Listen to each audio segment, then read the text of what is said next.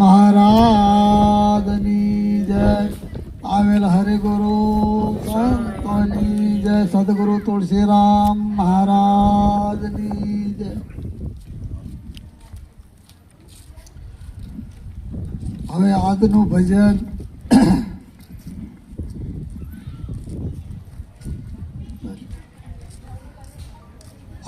ભજન આપણે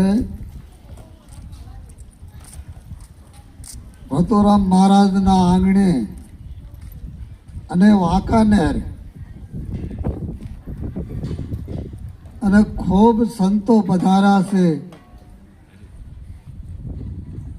ઘનશ્યામરામ મહારાજ લીંબોડાથી પધાર્યા છે અને પાળીથી ગગજીરામ મહારાજ પધાર્યા છે અને કોરડાથી અકારામ મહારાજ પધાર્યા છે અને મંજુરામ મહારાજ પણ પધાર્યા છે અને કોરડાથી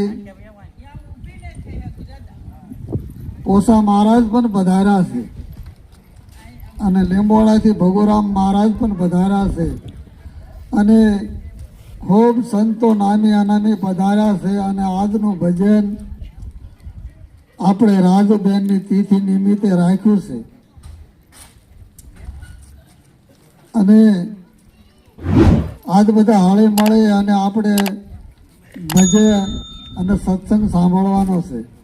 અને સંતોએ કીધું છે કે નામનગર નવખંડમાં નિરાત તો નિર્ગુણ દેશ છે અને અમર ફળતા નિપદે વર્ષે મેઘ મેઘ. આપણે સદગુરુ મહારાજ નિરાત મહારાજ કહે છે કે નિરાત દેશમાં આ વાણી રૂપી જ્ઞાન રૂપી વરસાદ ચાલુ જ છે, કોઈ દી પણ બંધ થયો નથી. એટલે અકારામ મહારાજે પણ ગણપતિનું સ્થાપન કર્યું સરસ મજાનું. અને સંતો મહાપુરુષો કહે છે કે આત્મા અમર છે, નથી જલમતો કે નથી મરતો. તો સંતો શું કહે છે કે આ જન્મે અને મરે છે શું? તો કે આ 5 તત્વનું શરીર છે ને એ આવન જાવન એને છે. જે શરીરની માલકા જે તત્વ રહેવા વાળું છે એને આત્મા કીધો છે. તે જન્મે નહીં મરે નહીં એવું છે. અને બધા સંતોનો એક જ મત છે કે નામ વિનાની તેરવી ભવસાગરની માય નિરાત વંદન કરું છું નામને જ્યાં જ્યાં દેખું ત્યાં. તો સંતો શું કે નામ છે ને ઈદ અજર અમરને અવિનાશી છે. આ નામ વગર કોઈ તર્યું નથી. એટલે સવારામ બાપા કહે છે કે પરખીલો પુરુષને નક્કી કરો નામ, નક્કી કરો નામ તેમે સમરો સદગુરુ શ્યામ. પરખીલો પુરુષને, પરખીલો એટલે કે નક્કી કરી લો, જાણી લો, સમજી લો. જ્યાં સુધી આ નક્કી નથી થતો ને ત્યાં સુધી આ મનની દોડ મળતી નથી. એટલે કીધું છે કે પરખીલો પુરુષને નક્કી કરો નામ. એ સંતો આ નામને નક્કી કરવા જેવું છે, જાણવા જેવું છે. જાણવા જેવી ગંગા સતીમાં બોલાશ કે જાણવા જેવી જો વસ્તુઓ જાણમાં રહી જશે ને તો પછી આપણે ખરેખર આ મનુષ્ય અવસર આવી જશે, મળી જશે. પણ જ્યાં સુધી આપણને સમજાતું નથી ત્યાં સુધી આપણે સંતોના શરણે જઈ અને આપણા ગુરુને પૂછવું પડે. એટલે કીધું છે ગુરુને પૂછ્યા વગર તો સમજાશે નહીં. જો આપણે કંઈક સમજવું હોય કે મને આ સમજાતું નથી એટલે એક વાણીમાં કીધું છે કે કાયમ સમાગમ થાય નિરાત દેશમાં. આ એક નિરાત દેશ એવો છે ત્યાં કાયમ સમાગમ થાય છે. તો શાનો સમાગમ થાય છે? તો સંતો કે સતનો સમાગમ હોય. વાલીડાના વાદ અને વિવાદ બધું મટી જાય છે. આ વાદ વિવાદ બધું ક્યારે મટે છે કે જ્યારે આપણને સમજાય ત્યારે મટે છે. સમજ્યા વગરનું વાદ વિવાદ મટતો નથી. એટલે કીધું છે કે ગુરુના શરણે જવામાં ગુરુ પ્રથમ તો આપણને માણા કોને કહેવાય? એટલે કીધું છે કે માણા થવાય છે, 5 પ્રતિજ્ઞા દેવાય છે અને પછી આ ભ્રમણા નાથી ભાગી જાય છે, એટલે મટી જાય છે. આમ જ્યાં સુધી સદગુરુના શરણે જાય નહીં ત્યાં સુધી આપણને ભ્રમણા મળતી નથી. અને ભ્રમણા જ્યાં સુધી ન ભાગે ને ત્યાં સુધી આદિ ઉપાધિ વ્યાધિ બહુ થા જ કરે છે. એટલે કે કાયમ સમાગમ થાય છે નિરાજ દેશમાં. એટલે નિરાજ દેશમાં કાયમ સમાગમ થાય આવું એક વાણીમાં કીધું છે.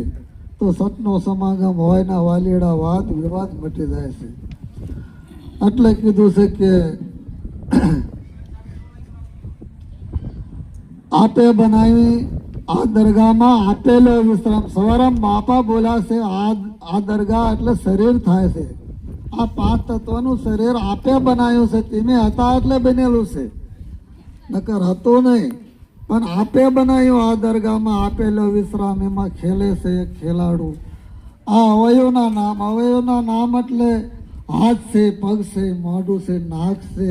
આ બધા અવયવના નામ છે. એ નામની મહાપુરુષે વાત નથી કરી. સદગુરુ મહારાજ તો એમ કહે છે કે જે આ બધા નામ છે ને એ બધાના નામને જેનો આધાર છે એ નામની વાત કરે છે. તો એ નામ ક્યાં રહેતું હશે? તો સંતો બોલા છે કે નામ નેણોમાં રમે જાણે સંત વિરલા. કોક સંતો મહાપુરુષો જાણે છે અને એના શરણે જાય ને તો નક્કી કરાવે છે. એટલે કહે છે કે જ્યાં સુધી નામ નક્કી નથી થતું ને બહોત નામ સંસારમાં, તેથી મુક્તિ ન થાય. આદિ નામ ગુપ્ત છે ને જાણે વિરલા કોઈ. આ જે આદિ અનાદિનું જે નામ છે એને કોક સંતો વિરલા જાણે. એમાં આપણા ગુરુ મહારાજે એમ કીધું છે કે નામ રૂપ ને ગુણની પાર છે. એ સદગુરુ સાહેબ છે ને એ નક્કી થઈ જાય ને તો એનો જ બેડો પાર છે ને એ જ પોતાનું સ્વરૂપ છે. અને એ સદગુરુ મહારાજ તો એ નક્કી કરાવે છે કે નામ રૂપ અને ગુણની પાર જે શબ્દ છે ને એ તારું સ્વરૂપ છે. શબ્દ સ્વરૂપે જ તું છો, બીજો કોઈ છે નહીં. એટલે કીધું છે કે ભવાની દાસે કીધું છે કે 52 અક્ષર જે કોઈ બુઝે ધરે એક વખત આનું ધ્યાન. 52 અક્ષર કોઈ બુઝે ધરે આનું ધ્યાન. જોધા પ્રતાપે ભણે ભવાની દાસ. એક જ અક્ષરમાં એનું નામ છે. અક્ષર છે એ શબ્દ છે. શબ્દ બ્રહ્મ છે અને બ્રહ્મ છે એ જ તારું સ્વરૂપ છે, બીજું કોઈ છે નહીં. એટલે સંતો મહાપુરુષે કીધું છે કે કબીર સાહેબે પણ કીધું છે કે કીડીમાં તું નાનો લાગે, હાથીમાં મળે મોટો. તું માવત થઈને માથે બેઠો હાંકવા વાળો તુંનો તું, તારા સિવાય બીજો નથી. એટલે કબીર સાહેબે કીધું છે કે હિન્દુ કા ગુરુ મુસલમાન કા પીર 7 દીપકના 9 ખંડમાં સોહમ બ્રહ્મ તો હે. એટલે જે 7 દીપક છે ને એમાં 9 ખંડ છે, 7 દીપક છે, એમાં સોહમ બ્રહ્મ છે એ તું શું તારું જ સ્વરૂપ છે.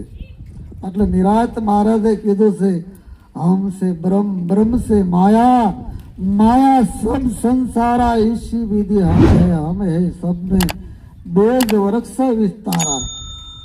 સદગુરુ નિરાત બાપા પણ બોલ્યા છે કે મારા માંથી જ બ્રહ્મ પ્રગટ થયો છે, બ્રહ્મથી સૃષ્ટિનું સર્જન થયું છે. એટલે કોઈ મહાપુરુષે કીધું કે બ્રહ્મ બ્રહ્મ તો આવો બધા કહેશે, પણ ખરેખર આ બ્રહ્મ ક્યાંથી આવ્યો હશે? તો સંતો શું કહેશે કે ઉન ઘર કી કોઈ શાન સમજાવો, આ બ્રહ્મ ક્યાંથી આવ્યો? આ કાયા છોડે ને પછી હંસો ચાલો જાય તો આ બ્રહ્મ ક્યાં હમાતો હશે? તો મહાપુરુષો એનો જવાબ આપે છે કે જ્યાં વાણી પહોંચતી નથી, જ્યાં અનુભવ નથી પૂગતો, એની મહાપુરુષે વાત કરી છે કે જ્યાં વાણી ન પૂગે ને એ ઘરે ભોગવાનું છે. જાવ છે નિર્વાણી આત્માની કરી લો ઓળખાણ, એ ચેતન વાળા ચેતન હાલો પછી જાવું છે નિર્વાણી. જ્યારે નિર્વાણ પદમાં પહોંચ્યા પછી બોલાતું નથી, બોલવાનું બંધ થઈ જાય છે. પણ ક્યારે બોલાય છે? સદગુરુ મહારાજ શાન કરે છે કે એ સંતો આ તન તું નથી, મન તું નથી, ધન તું નથી, શિષ્ય પણ તું નથી. આ આપવા વાળો તારી સિવાય કોઈ નથી. આવું સદગુરુ નિરાયત મહારાજ કહે છે. એટલે સદગુરુ નિરાયત મહારાજ કીધું છે કે એક નામ નિર્ગુણ છે અને નામ સગુણ છે. તો સદગુરુ મહારાજ કહે છે નિર્ગુણ નામને લઈ લો. નિર્ગુણ નામ અનુપમ છે, ઉપરહિત છે. એ નામને નિરાયત મહારાજ કે લઈ લો. તો નિર્ગુણ નામ લખવામાં પણ આવતું નથી, બોલવામાં આવતું નથી, વાંચવામાં આવતું નથી. એ નામ સદગુરુ નિરાયત મહારાજ કહે છે એને લક્ષ્યમાં લઈ લો, એને હૃદયમાં રાખજો. અને સગુણ નામ લખવામાં આવે છે, બોલવામાં પણ આવે છે, વાંચવામાં આવે છે. એવું તે નામ છે. અને એ નામ સદગુરુ મહારાજ કહે છે એ નામનું ભજન થાય છે અને એ નામના ગુણ પણ ગવાય છે. જે નિર્ગુણ નામ છે ને એ અનુપમ છે, એ ઉપરહિત છે. એ બોલવામાં નથી આવતું પણ ગુરુ મુખેથી આ બોલાય છે. એટલે સંતોએ કીધું છે કે આ જાણવા જેવી વસ્તુ અજાણમાં ન રહી જાય પાનભાઈ. આ જાણવા જેવી વસ્તુ છે.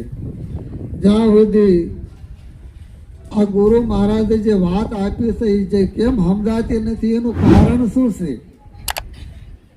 કે આપણે એમાં લક્ષ્ય નથી. અને જો આપણું લક્ષ્ય એમાં હોય ને તો સમજાય.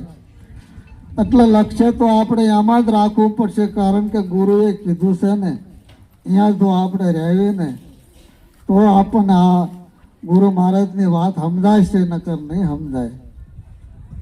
અને હવે એક વાણી બોલું છું.